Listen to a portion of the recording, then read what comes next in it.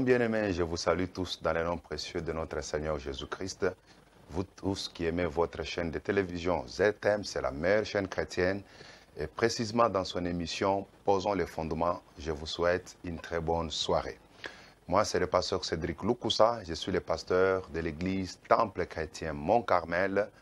Temple Chrétien Mont-Carmel, nous sommes sur l'avenue Kitega, au numéro 110, dans la commune de Kinshasa. Avenue Kitega, numéro 110, dans la commune de Kinshasa.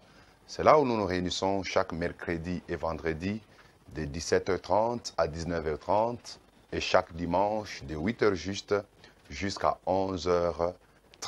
Posons les fondements, nous sommes en train de parler d'un thème très merveilleux, un thème spécial que nous avons intitulé « Un autre Jésus, un autre esprit et un autre évangile ». Un autre Jésus, un autre esprit et un autre évangile. Ce thème, nous l'avons tiré en 2 Corinthiens au chapitre 11, au verset 4, que je vous prie d'ailleurs de les lire encore.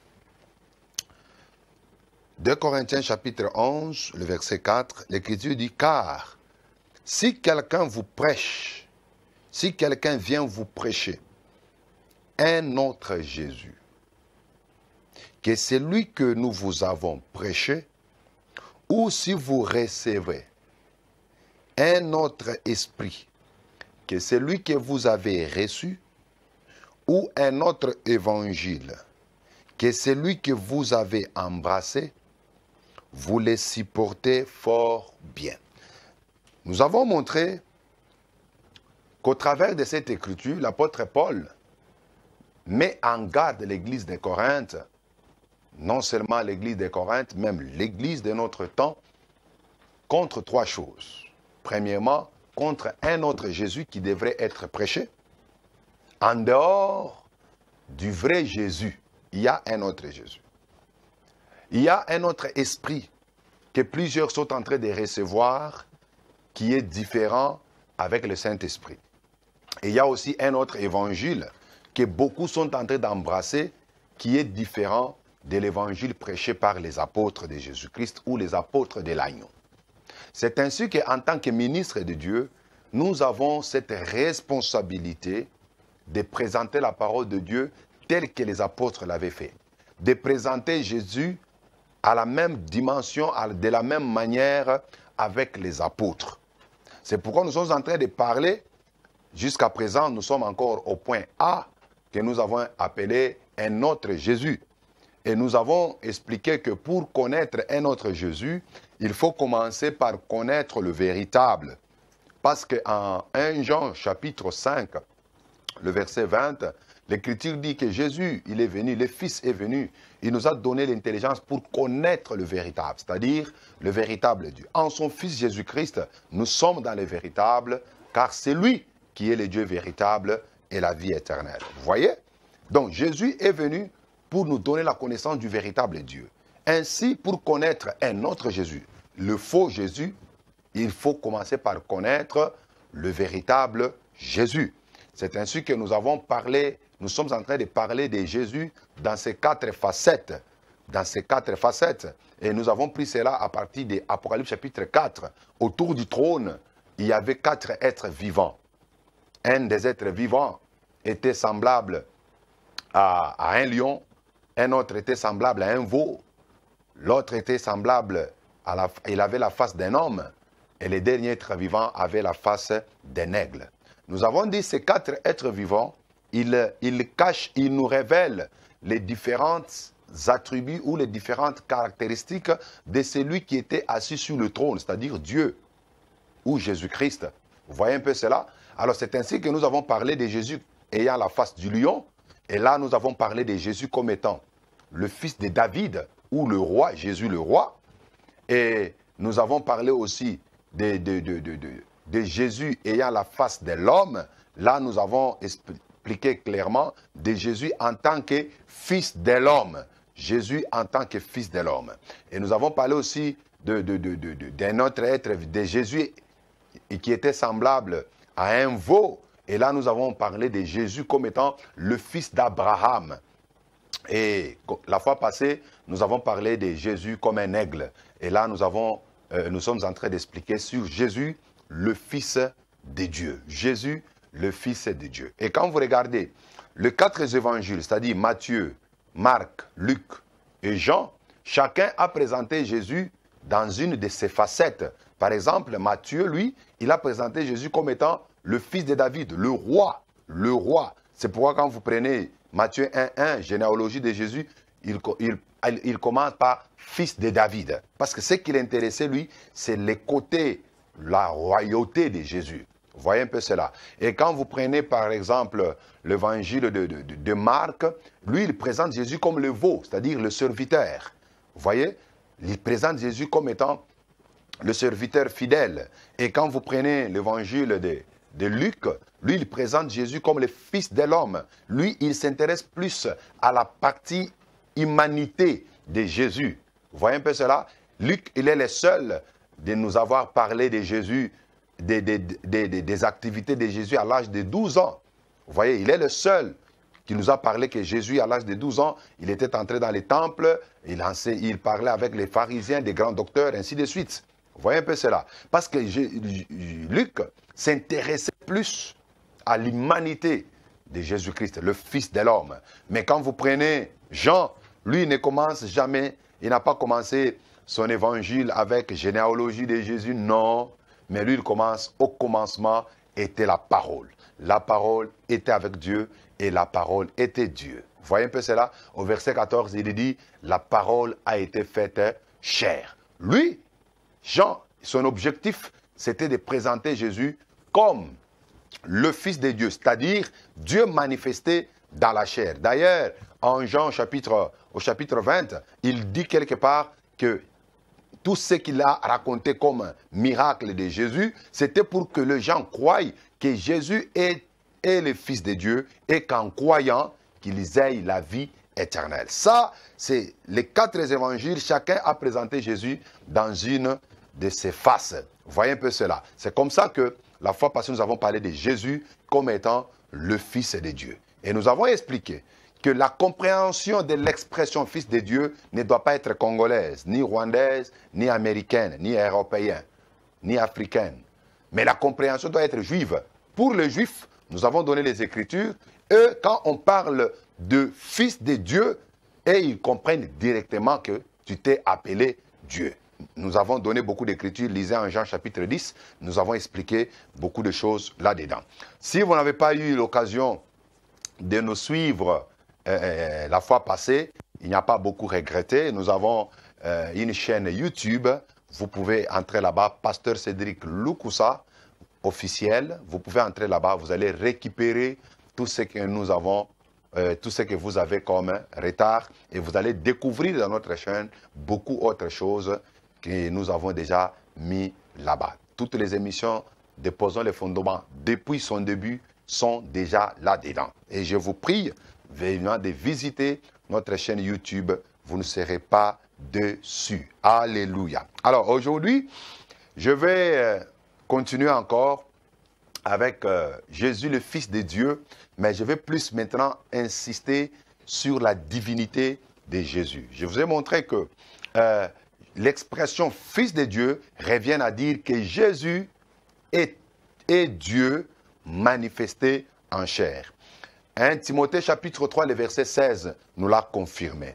Nous l'a confirmé. Je voulais qu'on peut encore relire cette écriture parce que c'est parmi les meilleures écritures qui nous parlent de la divinité de Jésus. 1 Timothée chapitre 3, le verset 16.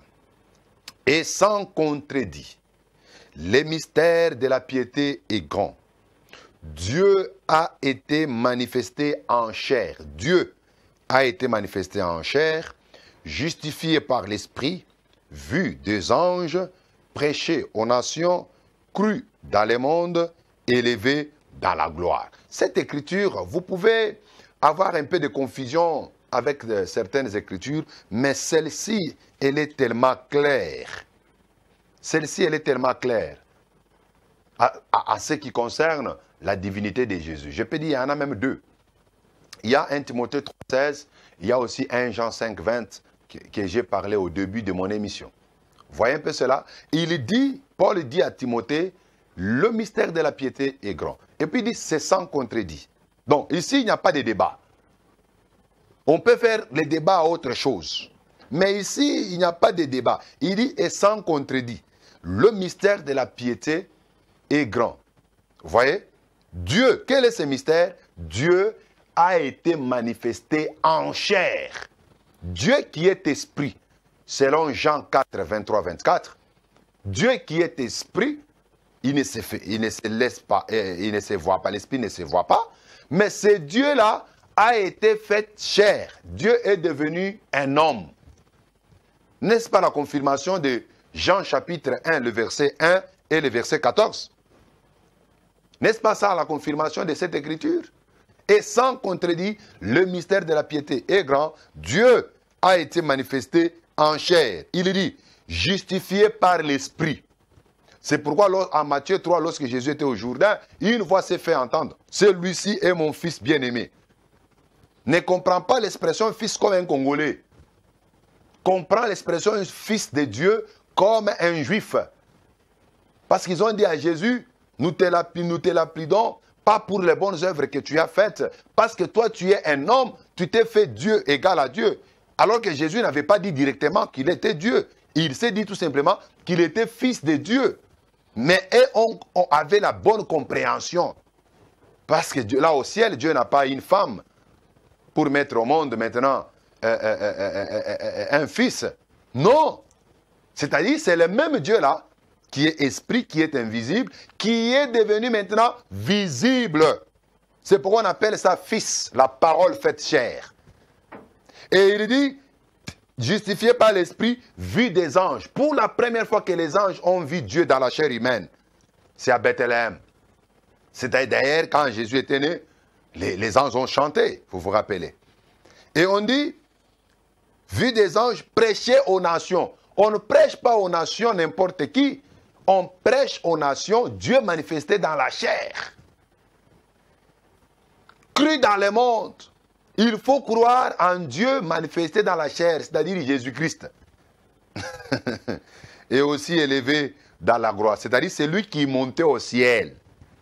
C'était Dieu manifesté dans la chair. Alors que c'était Jésus-Christ qui montait au ciel. Oh mes frères, c'est vraiment merveilleux, c'est vraiment redoutable. Nous voulons plus insister, donner plus d'éléments par rapport à la divinité de Jésus. Parce que vous pouvez prier un Dieu que vous ne connaissez pas. Vous vous rappelez que c'est possible. Quand Jésus parlait avec la femme samaritaine en Jean 4, elle priait un Dieu qu'elle ne connaissait pas. Jésus dit, vous les Samaritains, vous priez ce que vous ne connaissez pas. Nous les Juifs, nous adorons ce que nous connaissons. C'est possible que tu parles Jésus, Jésus, mais tu ne le connais pas. Ou tu le connais très mal. C'est pourquoi nous sommes en train de parler de Jésus-Christ en tant que Dieu manifesté dans la chair. Et nous sommes en train de donner beaucoup d'écritures pour encore affermir notre foi. Alors, beaucoup de choses que je vais dire aujourd'hui, ça se trouve dans ces syllabus que nous avions conçus par rapport à notre école des disciples que nous organisons au sein de notre église. Nous appelons cela l'école d'Abdias. Alors, dans cette école, nous formons des disciples de Jésus-Christ. Il y a plusieurs cours que nous donnons là-bas. Et l'un des cours, c'est celui que nous avons intitulé « La divinité de Jésus ». La divinité de Jésus. C'est tout un cours que nous donnons dans notre école des disciples que notre église organise. Alors, c'est là où je vais tirer plusieurs éléments aujourd'hui. Alors, pour nous confirmer encore que Jésus est Dieu, vous allez remarquer que Jésus, il s'attribue, ou il a pratiquement les attributs principaux de la divinité. Même un enfant de l'école de dimanche sait que Dieu a des attributs. Les attributs de Dieu. Parmi lesquels, on nous parle des attributs qu'on ne peut pas communiquer aux autres. Vous voyez? Les attributs que Dieu ne communique pas, ça c'est pour lui-même. Vous voyez, nous pouvons dire par exemple, Dieu est amour. Mais nous aussi, nous devons avoir de l'amour. Vous voyez? Mais ces attributs ici, ce sont des attributs que Dieu ne donne pas à quelqu'un. Ça, c'est un domaine réservé pour lui-même. Par exemple, on avait parlé de l'omniscience de Dieu. L'omniscience de Dieu, ça veut dire Dieu connaît, il connaît tout. Dieu connaît tout. Ça, aucun homme ne connaît tout. Nous, les hommes, nous sommes limités. Mais Dieu, lui, il connaît tout. C'est pourquoi nous parlons de l'omniscience de Dieu. Mais nous remarquons que Jésus, lorsqu'il est venu sur la terre, il avait cet attribut. Il connaissait aussi tout. Les disciples l'ont d'ailleurs témoigné en Jean. Jean chapitre 21. Je voulais qu'on lise un peu. Jean chapitre 21, le verset 17. Jean 21, 17. Jean 21, 17. Il lui dit, pour la troisième fois, Simon, fils de Jonas, m'aimes-tu? Pierre fut attristé de ce qu'il lui avait dit pour la troisième fois. M'aimes-tu? Il lui répondit, Seigneur, tu sais toutes tes choses. Alléluia. Pierre dit, Seigneur, tu sais toutes tes choses. Tu es omniscient. Tu connais tout. Il n'y a rien qui peut t'échapper. Jean, chapitre 16, le verset 30. Jean 16, le verset 30. Maintenant, nous savons que tu sais toutes tes choses et que tu n'as pas besoin que quelqu'un t'interroge. C'est pourquoi nous croyons que tu es sorti de Dieu. Maintenant, nous savons que tu sais toutes choses. C'est-à-dire que tu es omniscient. Tu connais toutes choses. Donc, les disciples étaient en train de confirmer que Jésus était Dieu. Alléluia. Il était omniscient. Une autre attribut de Dieu, c'est l'omniprésence. C'est-à-dire Dieu est partout. Dieu est partout et en tout lieu. Matthieu, au chapitre 28. Matthieu 28, le verset 20. Écoutez ce que Jésus lui-même dit. Enseignez-leur à observer tout ce que je vous ai prescrit, et voici, je suis avec vous tous les jours jusqu'à la fin du monde. Je suis avec vous. Donc Jésus est avec tous les disciples. Jésus est aux États-Unis, Jésus est au Congo, au même moment. Il est là. C'est pourquoi Jésus, il est omniprésent. Jean 14. Jean 14, 18. Vous savez, la parole du Seigneur, elle est tellement bonne. Jean 14, 18. Je ne vous laisserai pas orphelins, je viendrai à vous. Il dit, malgré je vais partir, mais je ne vous laisserai pas orphelins, je viendrai à vous. C'est-à-dire, Jésus est avec nous. Alléluia. C'est-à-dire, il est omniprésent, il est partout. Il est au ciel, il est sur la terre. Vous voyez, il est omniprésent. Il est au ciel, il est sur la terre. Alors que c'est lui qui a cet attribut. Il n'y a que Dieu lui-même. Donc quand Jésus disait qu'il ne nous laissera pas, il sera avec nous jusqu'à la fin du monde, il était tenté de confirmer qu'il était Dieu. Alléluia. Il y a aussi le troisième attribut, c'est l'omnipotence. L'omnipotence, c'est la toute capacité de Dieu, la toute puissance de Dieu. C'est-à-dire Dieu, il est le tout-puissant. Mais écoutez ce que Jésus dit par rapport à cela. Matthieu 28, le verset 18. Jésus dit, Jésus s'étant approché, leur parlant ainsi, tout pouvoir m'a été donné. Tout pouvoir m'a été donné dans les ciels et sur la terre. Jésus confirme qu'il a tout pouvoir dans les ciels et sur la terre. Il a le tout pouvoir. Oh, Jésus est merveilleux. Apocalypse chapitre 1. Apocalypse chapitre 1er, le verset 8.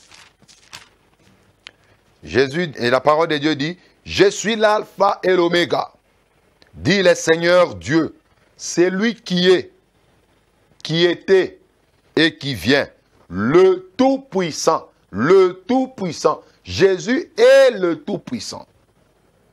Je connais quelqu'un, on parle avec lui, il dit, oui, Jésus est Dieu, mais pas le Dieu Tout-Puissant. Il est puissant, mais il n'est pas Tout-Puissant. Non. Jésus est le Tout-Puissant. Voilà l'écriture. Il est le Tout-Puissant, l'omnipotent. Comprenez un peu cela. Donc Jésus est en train de confirmer qu'il était Dieu. Et ça, si vous ne parvenez pas toujours à comprendre, mes frères, je veux vous donner maintenant une longue liste comparative. Nous allons les faire. Une longue liste comparative. Nous allons comparer maintenant le Dieu de l'Ancien Testament, les Yahweh de l'Ancien Testament et les Yehoshua du Nouveau Testament. Alléluia. Nous allons voir maintenant. C'est tout un tableau. D'ailleurs, si vous avez la possibilité, pour ceux qui écrivent, vous pouvez répartir votre page en deux. Ici, vous mettez Yahweh de l'Ancien Testament. De l'autre côté, vous mettez Yahweh ou Jésus du Nouveau Testament. Nous allons donner les Écritures pour comparer ce que le Yahweh de l'Ancien Testament faisait. Est-ce que le Yehoshua ou Jésus du Nouveau Testament l'a-t-il aussi fait? Et vous allez voir que partout là, il y aura un signe d'égalité. Alléluia. Premièrement, Dieu est roi. Quand je parle de Dieu, nous sommes du côté de l'Ancien Testament. Dans l'Ancien Testament, on nous confirme que Dieu, il est le roi. Par exemple, en Psaume, chapitre 47, Psaume 47, le verset 3. Psaume 47, le verset 3. Écoutez, c'est la parole du Seigneur. Il dit, car l'Éternel, le Dieu très haut et redoutable, il est un grand roi sur toute la terre. Dieu, le très haut, il est redoutable, il est le grand roi sur toute la terre. Vous pouvez encore ajouter Jérémie chapitre 10, le verset 10. On nous confirme dans l'Ancien Testament que Dieu est le roi. Allons-y maintenant dans le Nouveau Testament. Je suis maintenant en Matthieu chapitre 2. Matthieu chapitre 2, le verset 2. On nous dit, je commence même par le premier verset. Jésus étant né à Bethléem, en Judée, au temps du roi Hérode. Voici des mages d'Orient arrivèrent à Jérusalem et dirent, où est le roi des Juifs qui vient de naître? Car nous avons vu son étoile en Orient et nous sommes venus pour l'adorer. Je reviendrai sur ce mot, l'adorer. Vous voyez, où est le roi des Juifs? Oh, le roi, c'était un bébé qui était dans une étable, dans une crèche. Jésus, il est le roi. Jean chapitre 18. Jean chapitre 18, le verset 37. Jean 18, 37. Alléluia. Pilate lui dit, tu es donc roi. Jésus lui répondit, tu l'as dit, je suis le roi, je suis né et je suis venu dans le monde pour rendre témoignage à la vérité. Quiconque est de la vérité, écoute ma voix. Jésus confirme lui-même qu'il est le roi. Vous comprenez? Dieu est le roi dans l'Ancien Testament. On dit qu'il est le roi de toute la terre. Dans le Nouveau Testament, Jésus lui-même confirme qu'il est le roi. Il est né pour venir rendre témoignage à la vérité. Jésus est le roi. Deuxième chose, Dieu est le rocher. Dieu est le rocher. Vous allez le vérifier en 1 Samuel chapitre 2, le verset 2, et aussi en Psaume 18, le verset 22. J'ai lu même Psaume. Psaume 18, le verset 32 plutôt. Psaume 18, verset 32. La parole du Seigneur dit, car qui est Dieu si ce n'est l'Éternel et qui est un rocher? Et qui est un rocher si ce n'est notre Dieu? Vous voyez? Qui est un rocher si ce n'est notre Dieu? Alors regardons maintenant du côté de Jésus, dans la Nouvelle Alliance. Jésus aussi, il est le rocher. On nous confirme cela en Actes chapitre 4. Chapitre 4, le verset 11 à 12. Acte 4, 11 à 12, on nous confirme que Jésus, il est la pierre. Jésus, il est le rocher. Vous voyez? Ephésiens 2, 20 confirme encore que Jésus, il est le rocher. Vous voyez, 1 Corinthiens 10 nous confirme encore que le rocher qui marchait avec les enfants d'Israël dans le désert, c'est Jésus-Christ. Alléluia. Donc Jésus, il est le rocher comme Dieu est les rochers. Troisième chose, mes frères, Dieu est créateur. Ça, c'est très important. Dans l'Ancien Testament, on présente Dieu comme créateur. Par exemple, en Genèse 1:1, au commencement, Dieu créa le ciel et la terre. Dieu créa. Dieu est créateur. Vous voyez un peu cela? Alors, quand nous allons maintenant dans la Nouvelle Alliance, on nous présente aussi Jésus comme étant le créateur. Lisons. Colossiens chapitre 1, le verset 16. Colossiens 1, le verset 16. Lisez, suivez attentivement cette partie. Colossiens 1, le verset 16. La Bible nous dit, car en lui, c'est-à-dire en Christ, ont été créées toutes les choses qui sont dans les cieux et sur la terre, les visibles et les invisibles, trône, dignité, domination, autorité, tout a, surtout là-bas, tout a été créé par lui et pour lui. C'est-à-dire, c'est lui qui a créé les anges, c'est Dieu. C'est Jésus. Colossiens Paul nous confirme que Jésus a créé toutes les choses. Il n'y a rien qui existe qui n'a pas été créé par Jésus. Il a créé les trônes, les dominations, les dignités. Il a créé les choses visibles et les choses invisibles. Les arbres, les eaux. C'est-à-dire la parole du commencement. La parole qui créait. Quand la Bible dit Dieu créa, quand Dieu dit que le soleil soit, et le soleil fut, c'était Jésus qui créait. Alléluia. Jésus est mon créateur. C'est pourquoi, bien-aimé, nous adorons Jésus. Nous, on ne prie pas quelqu'un d'autre. Nous prions Jésus. Le Dieu que toi tu entends là, ce n'est pas un papa avec une chevelure, avec un vieillard là, hein, avec une barbe, je ne sais pas comment tu peux t'imaginer. Non, nous prions Jésus. Nous adorons Jésus. C'est Jésus le créateur. C'est Jésus qui t'a créé. C'est Jésus qui m'a créé. Alors si tu crois que Dieu est créateur, comme l'Écriture le dit, croyez que Jésus, il est le créateur. C'est-à-dire Jésus, il est Dieu. C'est simple à comprendre, mes frères. À moins que vous déchirez cette Écriture.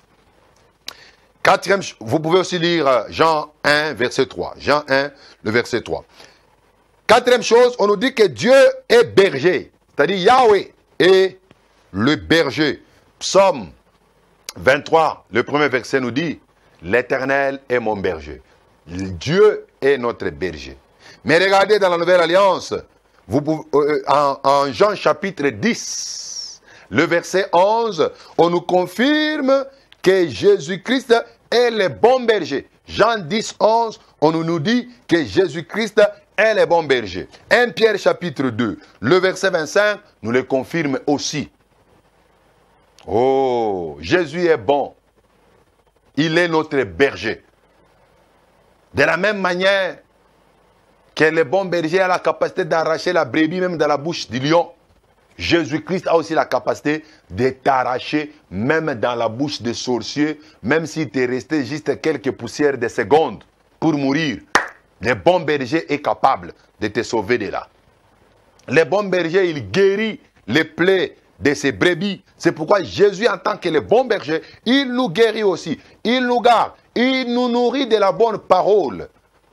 Pour prouver que toi aussi tu es une brebis et Jésus est ton berger, voilà qu'à cet instant ici, il t'a scotché sur ton canapé et pour suivre, pas autre chose, mais suivre la ZM. Vous comprenez un peu cela? Et dans son émission, posons les fondements. Parce que ici, c'est le verbe pâturage. Le verbe pâturage. La parole pure et sans tache. Dans cette émission, quand vous suivez, vous êtes rassasié de la parole de Dieu. C'est pourquoi il ne faut pas être un égoïste. Il faut toujours informer les autres par rapport à cette bonne parole que tu écoutes. Oh, que Dieu te bénisse. Cinquième chose, l'Ancien Testament nous présente Dieu comme étant le sauveur. Yahweh, Dieu est sauveur. Ésaïe 43, le verset 11 nous dit, Dieu lui-même, il viendra, il vous sauvera. Ésaïe 45, le verset 15, le confirme encore. Mais quand nous entrons dans le Nouveau Testament, on nous présente aussi Jésus comme le sauveur. En Luc, chapitre 2, le verset 11. Jésus est le sauveur. Il viendra sauver son peuple du péché. D'ailleurs, quand on lui a donné le nom de Jésus, c'est parce qu'il devait venir pour sauver son peuple du péché. Jésus, il sauve son peuple du péché. C'est pourquoi on l'appelle sauveur. Sauveur. Y a-t-il des sauveurs? Non. Dieu est sauveur, Jésus est sauveur. C'est-à-dire, Jésus est Dieu. C'est-à-dire, le même Dieu de l'Ancien Testament, c'est celui qui a pris la chair humaine pour venir sauver maintenant les hommes de toute race, de toute tribu, de tout peuple. Ça, j'aime. Sixième chose, on nous dit que Dieu est éternel. Dieu, il est comment? Il est éternel. 1 Samuel chapitre 4, le verset 4 nous le dit. Ésaïe 47, le verset 4 nous le confirme. Dieu est éternel. Mais attention, quand nous sommes maintenant dans le Nouveau Testament, Jésus aussi est éternel. Ouh, là j'aime. Jésus est éternel. Hébreux chapitre 13, le verset 8 nous dit, Jésus-Christ est le même, hier, aujourd'hui et éternellement. Il est le même. Hier, aujourd'hui et éternellement. Il est éternel. Voyez un peu cela? Il est éternel. Jésus est éternel. Vous voyez la parole du Seigneur, elle est tellement bonne, à tel point que toutes les contradictions seront vraiment mises à terre. C'est vraiment très bon. On dit ceci, en Luc chapitre 1, le verset 33, parlant de Jésus comme fils de David, on dit, il régnera sur la maison de Jacob éternellement, et son règne n'aura pas de fin. Qui doit régner éternellement? Jésus. Jésus, il est éternel. N'est-ce pas? Ésaïe chapitre 9, le verset 5 nous dit, on l'appelle Père éternel, l'enfant. Un enfant nous est né, un fils nous est donné, on l'appellera Père éternel. L'enfant, mais on l'appelle Père éternel. C'est-à-dire, Jésus, il est appelé éternel. Ouh. Septième chose, là j'aime beaucoup. Dieu se présente devant Moïse comme étant « Je suis ». Je suis. En Exode chapitre 3, le verset 14. Il dit, c'est lui qui s'appelle « Je suis » m'a envoyé vers vous. Mais attention, Jésus lorsqu'il vient, là je voulais qu'on lise. Jésus il vient aussi, il s'appelle « Je suis ». Ça a énervé les Juifs. Ça les a beaucoup énervés. Jean chapitre 8, le verset 58. Jean 8, 58. Jésus leur dit, en vérité, je vous l'ai dit. Avant qu'Abraham fût, je suis. Avant qu'Abraham fût, Jésus dit, je suis. Si nous voulons réfléchir en français courant, en bon français, qu'est-ce que Jésus devait dire? Avant qu'Abraham fût, j'étais. Vous voyez? Mais Jésus n'a pas dit j'étais, parce qu'il connaissait ce qu'il disait. Et il s'adressait aux Juifs, et les Juifs avaient une oreille exercée. Les Juifs ne sont pas comme nous aujourd'hui. Les Juifs suivaient les prédicateurs par les mots, par les paroles. Ils ne dormaient pas dans les églises comme les nouveaux croyants d'aujourd'hui. On prêche et sont en train de dormir. Jésus dit, avant qu'Abraham fût, je suis. Quelque part, il a même dit, toujours là-bas en Jean 8, il dit, Abraham, votre père. Je voulais qu'on peut lire ça. On peut lire ça. Voilà. Je commence. Oh là là. Je commence par 53. C'est merveilleux. Es-tu plus grand que notre père Abraham qui est mort? Les prophètes aussi sont morts. Qui prétends-tu être? Ça, ce sont les Juifs qui s'adressent à Jésus. Jésus répondit, si je me glorifie moi-même, ma gloire n'est rien. c'est mon Père qui me glorifie, lui que vous dites être votre Dieu, et que vous ne connaissez pas. Pour moi, je les connais, et si je disais que je ne les connais pas, je serais semblable à vous. Ah. Très important. Je serais semblable à vous, un menteur. Mais je les connais. Je les connais. Jésus dit, il connaît Dieu. Il dit, je garde sa parole. Abraham, votre père, a tressailli de joie de ce qu'il verrait mon jour. Il l'a vu et il s'est réjoui. Alléluia. Les Juifs lui disent, tu n'as pas encore 50 ans et tu as vu Abraham. Jésus leur dit, en vérité, je vous le dis, avant qu'Abraham fût, je suis. Vous comprenez un peu cela? Le discours est long. Le discours est très long. Avant qu'Abraham fût, je suis. Avant qu'Abraham fût, Jésus dit, je suis. Les mêmes je suis de Exode 14, verset 4, Exode 3, le verset 14, qui parlait devant Abraham. C'est les mêmes je suis qui parlaient devant les Juifs. Je suis. C'est lui qui s'appelle je suis m'a envoyé vers vous. Avant qu'Abraham fût, je suis. Voyez un peu ça? Ce sont des versets qui confirment que Jésus est Dieu.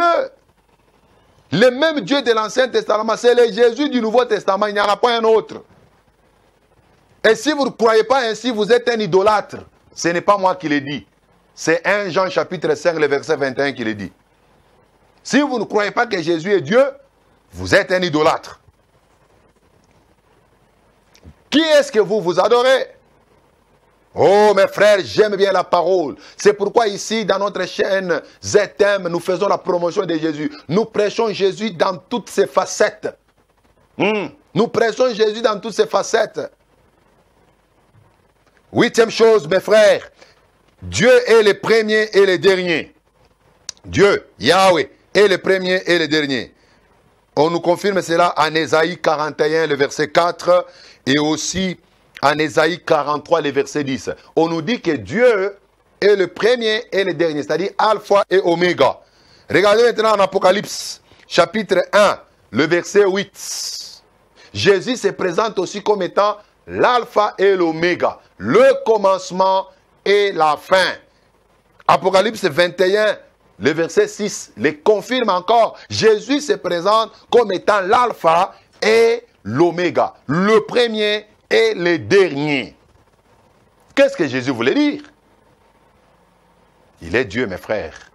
Qui est celui qui peut s'appeler qu'il est Alpha et Oméga, le commencement et la fin, le premier et le dernier, si ce n'est que Dieu? Si c'est Dieu, Jésus aussi, quand il dit qu'il est Alpha et l'Oméga, il confirme qu'il est Dieu. C'est vraiment simple. 9e chose, Dieu est Père. Dieu est Père. Jérémie 31, le verset 9. Il se présente aux Juifs, il dit, je suis le Père des Juifs. Il dit, je suis votre Père. Mais Jésus-Christ aussi, il s'est présenté aussi comme un Père. On l'a appelé Père. D'abord, en Marc chapitre 10, le verset 24, il a appelé les disciples mes enfants. C'est-à-dire, il était leur Père. Et Ésaïe chapitre 9, le verset 5, nous dit, appelle Jésus Père éternel.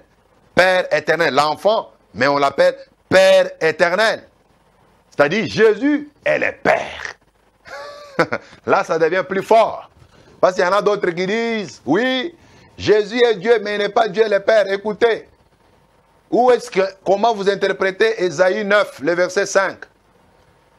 Parce qu'on appelle Jésus Père éternel. Y a-t-il deux pères?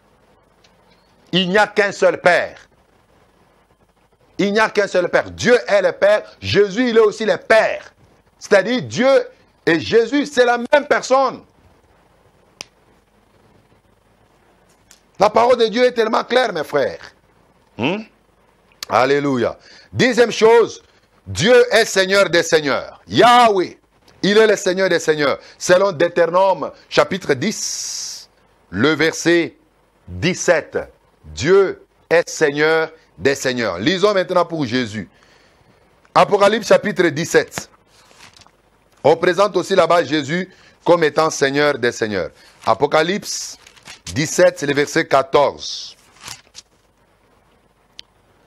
Ils combattront contre l'agneau, et l'agneau les vaincra, parce qu'il est le Seigneur des seigneurs, alléluia, et le roi des rois. Les appelés, les élus et les fidèles qui sont avec lui les vaincront aussi. Jésus, il est l'agneau, selon Jean 1, 29. Il est l'agneau de Dieu qui ôte les péchés du monde. Mais l'agneau là, on l'appelle Seigneur des seigneurs, roi des rois. Vous voyez? L'agneau, c'est-à-dire Jésus, est Seigneur des seigneurs. Il est le roi des rois. Alors que dans l'ancienne alliance, on a appelé Dieu Seigneur des seigneurs. Jésus, il vient, on l'appelle Seigneur des seigneurs. Qu'est-ce que ça veut dire? Jésus est Dieu. C'est ça la réponse. Autre chose aussi, mes frères, Dieu est maître. Selon Jérémie, chapitre 3, le verset 14. Dieu est maître. Jésus-Christ aussi, il est maître. Il est le rabbi. Luc 18, le verset 18. Jean, chapitre 1er, le verset 38. On nous présente Jésus là-bas comme étant le maître, le rabouni, l'enseignant par excellence. 12e chose, pour comparer. Dieu pardonne le péché. Il est le seul qui pardonne le péché. Ça, c'est un pouvoir que Dieu ne peut pas donner à quelqu'un. Le pouvoir de pardonner le péché. Non, mais si l'homme commence à pardonner le péché, il devient Dieu. Voyez? Dieu pardonne le péché. Psaume 32, le verset 5. Et aussi Ésaïe 43, le verset 25. 43, Ésaïe 43, 25, nous confirme que Dieu pardonne le péché. Mais regardez maintenant. Jésus, lorsqu'il vient à Marc, chapitre 2, le verset 9 à 10, il dit, le Fils de l'homme a sur la terre le pouvoir de pardonner les péchés. Il pardonne nos péchés. Il pardonne les péchés des gens. D'ailleurs, vous allez remarquer, quand il a dit, tes péchés sont pardonnés, mais les pharisiens disent, non, non, non, non, qui est celui-là qui pardonne les péchés si ce n'est que Dieu? C'est comme ça que Jésus les a repris. Pour dire le Fils de l'homme, Jésus, sur la terre, il pardonne les péchés. Parce qu'il est Dieu. Oh, le Seigneur est tellement bon. Il est tellement merveilleux. Vous pouvez aussi lire 1 Jean chapitre 1, le verset 9. 1 Jean chapitre 1, le verset 9. 13e chose, Dieu est lumière. Dieu est lumière. 2 Samuel chapitre 22, le verset 29. Nous dit que Dieu est lumière. Jésus aussi, on l'appelle, il est aussi la lumière. En Jean chapitre 8, le verset 12, il dit, je suis la lumière du monde. Jésus est la lumière du monde. Jean 1, le verset 9, la lumière est venue pour éclairer ce qui était dans les ténèbres. Jean chapitre 9, le verset 11, et le verset 5. Jean 9, le verset 5, nous dit encore que Jésus est la lumière du monde. Si Dieu est la lumière, Jésus est la lumière, ça veut dire que Jésus est Dieu. C'est simple, mes frères. 14e chose, la parole de Dieu dit, tout genou fléchit devant les pères. Tout genou fléchit devant les pères. Ésaïe 43, le verset 23. Tout genou fléchit devant les pères. Ephésiens 3, 14. Tout genou fléchit devant les pères. Mais écoutez maintenant, du côté de Jésus, en Philippiens chapitre 2, le verset 9 à 10. Philippiens 2, 9 à 10, on nous dit que tout genou fléchit devant Jésus. Tout genou fléchit. Tout genou fléchit. Parce que Jésus, il est le Seigneur. Il est Dieu. 15e chose, on nous dit Dieu est soleil.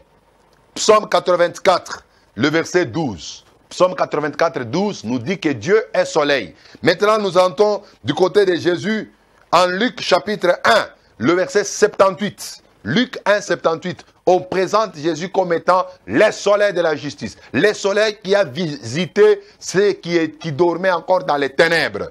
Jésus est le soleil. C'est pour confirmer qu'il est Dieu. Parce qu'il n'y a que Dieu qui est soleil. 16e chose, Dieu est saint. Alléluia. Ésaïe 43, 14 à 15. Et aussi Psaume 49, le verset 5.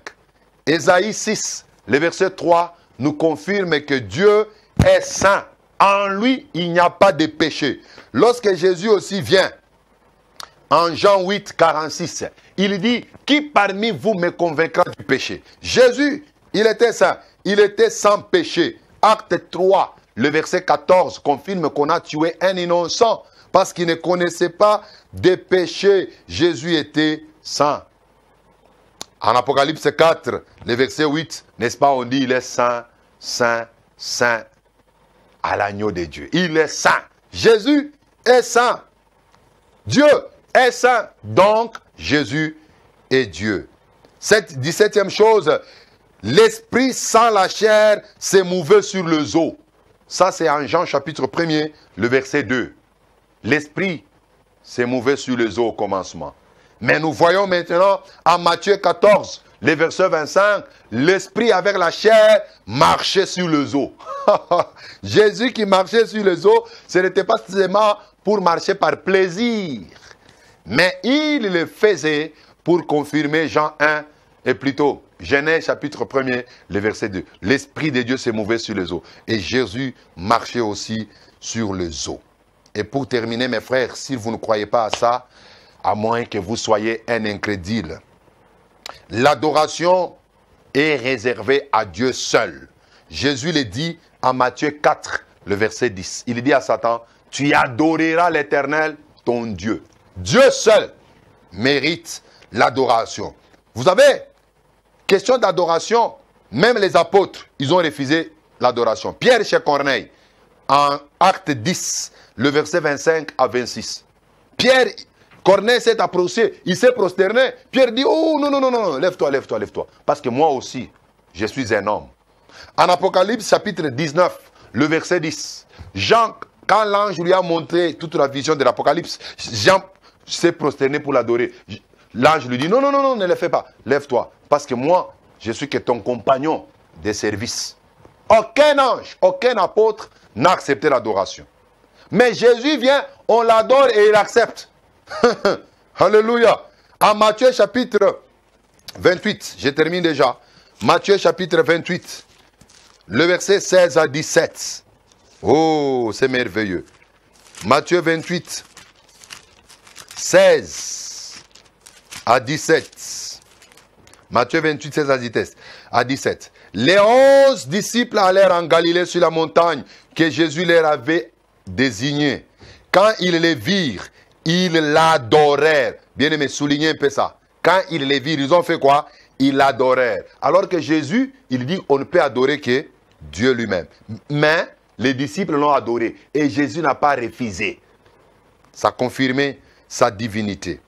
En Jean chapitre 9, verset 35 à 38.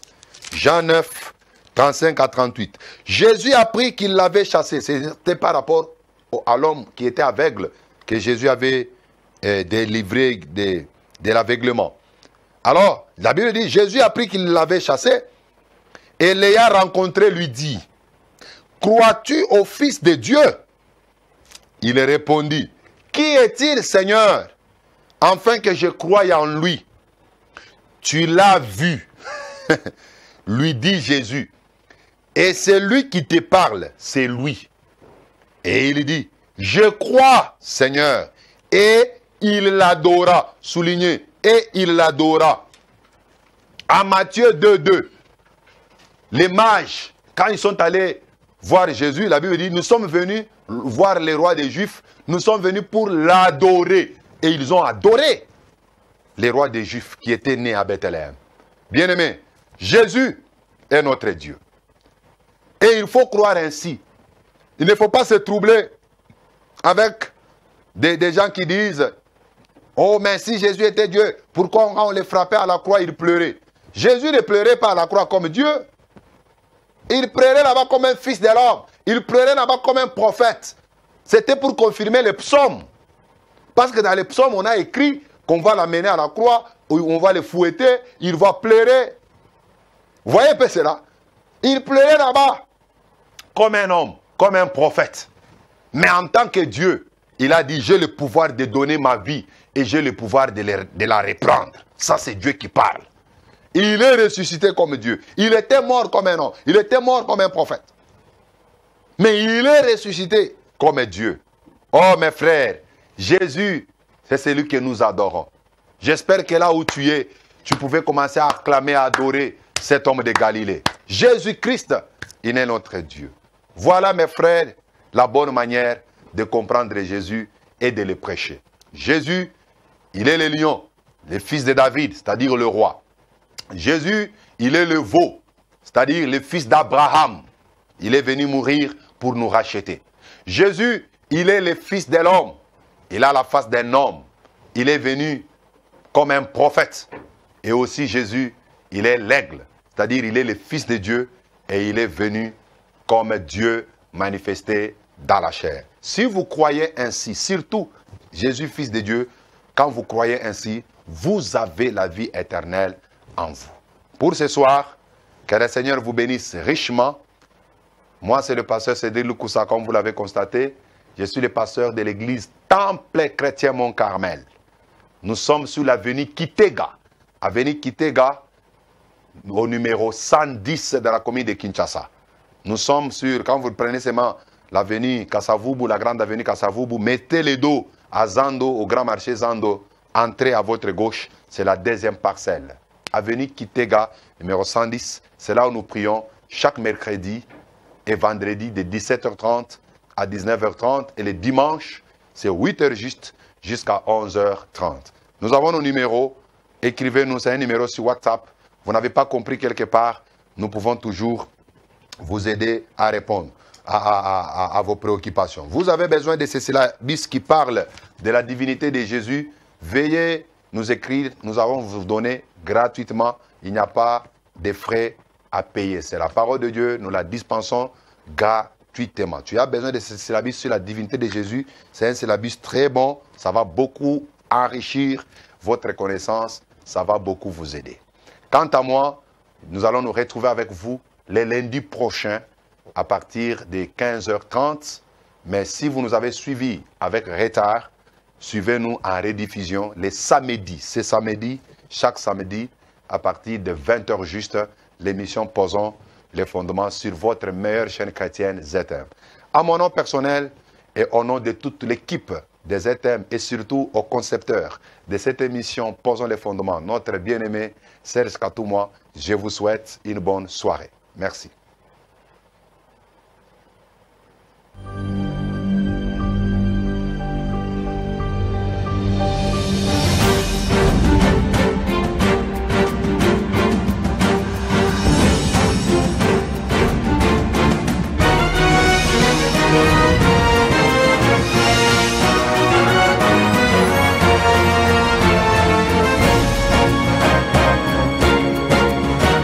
Il y a plus de 2000 ans de cela que le créateur de tout l'univers, du monde visible et invisible, a quitté le ciel pour la terre, en prenant la forme d'un serviteur, né d'une vierge femme, conçue par la vertu du Saint-Esprit.